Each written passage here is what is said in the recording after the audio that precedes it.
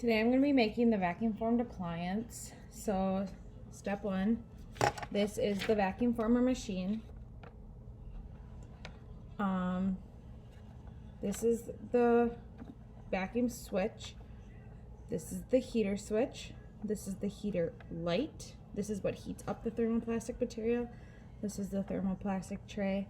This is what the thermoplastic material goes into and secures it. This is the tray knob. You never want to touch the actual tray.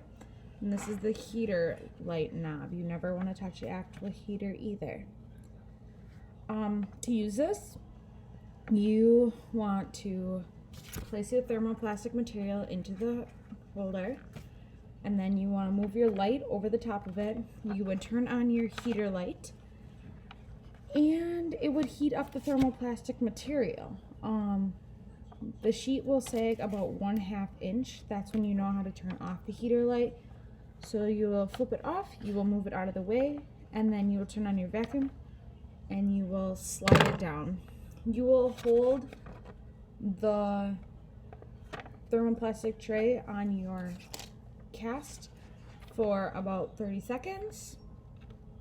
Then you will turn off your vacuum, lift it up, and then you will let it cool down for 1 minute.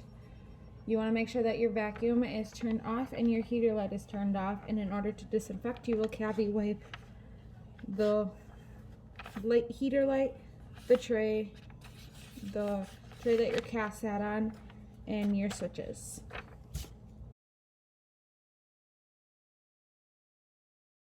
Step 2 is creating your vacuum formed appliance. The equipment you need will be your dental models, your vacuum former machine, your thermoplastic material, your scissors, and your blackout material. For PPE, you will need a mask, glasses, and gloves. You want to make sure that you're following your safety procedures. So never touch a heating element. Always use the knobs when using the vacuum former machine. So to prepare your cast for the vacuum formed appliance, this is my maxillary cast. I'm going to trim it so that it extends about 3 to 4 millimeters past the gingival border. You want to make sure that it is in a U shape.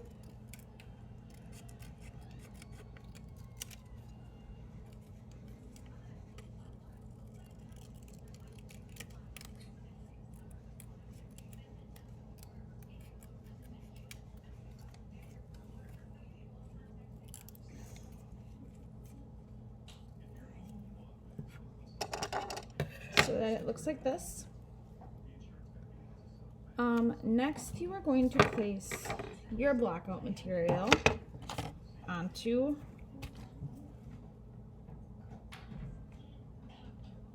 Can you get me a light? A flashlight? Can you get me it? Place my blackout material from premolar to premolar.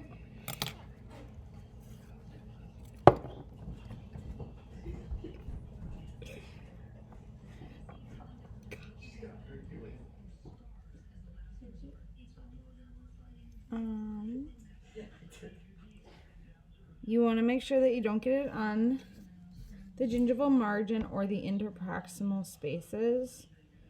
And you can take as long as you want with this because it doesn't set without the light.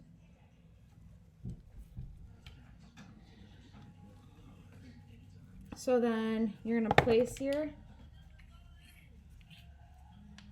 light on each tooth for 10 seconds to harden your blackout material.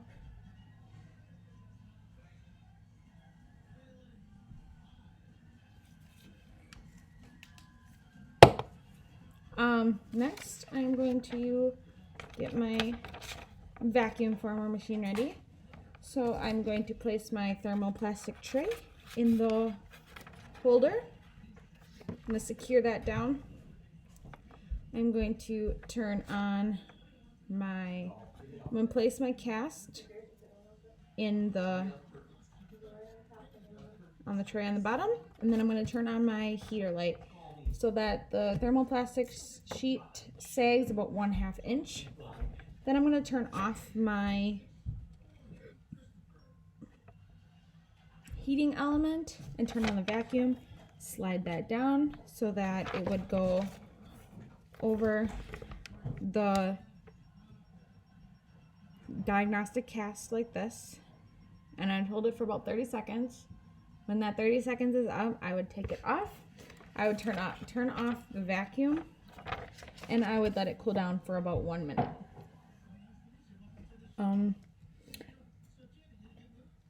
When it's done cooling, I'm going to take it and trim it. So I'd trim around all the gingival margin areas, and then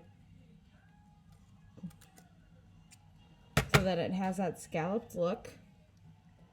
And then I'm going to wash it with cold water and soap, and then I would place it in a bag with your patient name and date, and spray it with disinfectant. And then I would go to my mandibular. So for the mandibular, it's the same concept. You want to trim so that the model extends off of the gingival margin about 3 to 4 millimeters and is in that U shape. Then you want to place your blackout material on, again from premolar to premolar. So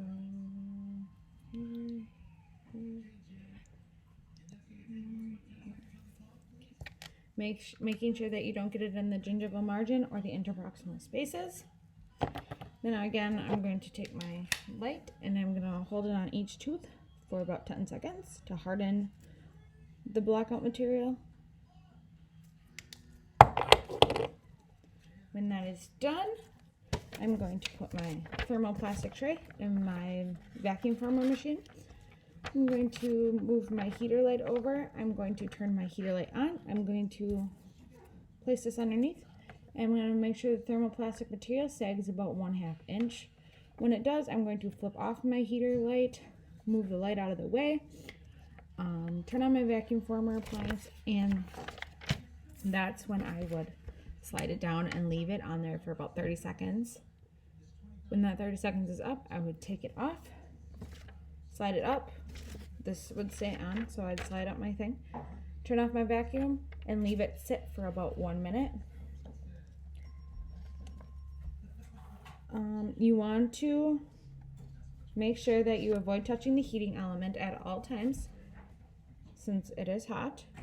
And then once that sits for a minute, I'm going to trim all the excess material off, making sure it has that scalped look.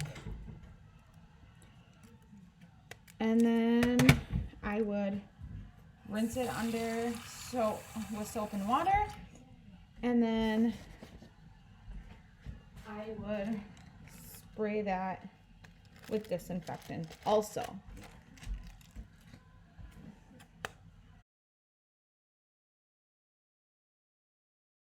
Step 3 is the acceptable vacuum formed appliance. If needed, you can use a low flame to heat and adapt those gingival margins. There are many types of vacuum formed appliance. So this is a bleaching appliance. This is a retainer like after orthodontics. When deciding if it's acceptable, so for example, for the bleaching tray, you want to make sure it has that scalped appearance and traces the outline of the gingival crest approximately 0.5 millimeters. So as you can see on this one, it has that scalped appearance around each tooth. You also want to make sure that there are no sharp edges. If there are sharp edges, you want to round them out. You don't want it to damage the gingival tissue or the patient get any sores in their mouth. For this one, for the orthodontic retainer, it doesn't go around that gingival crest, it just goes around that. It just has a straight line over that gingival tissue. But again, there are no sharp edges and each tooth is included. To make sure that it is acceptable, you want to test it out on the model. So you can take your model and you can place that tray on there because that is your patient's mouth. And then you want to spray it with your disinfectant, run it under cold water with soap, and then you can place it in a case like this and hand it to your patient.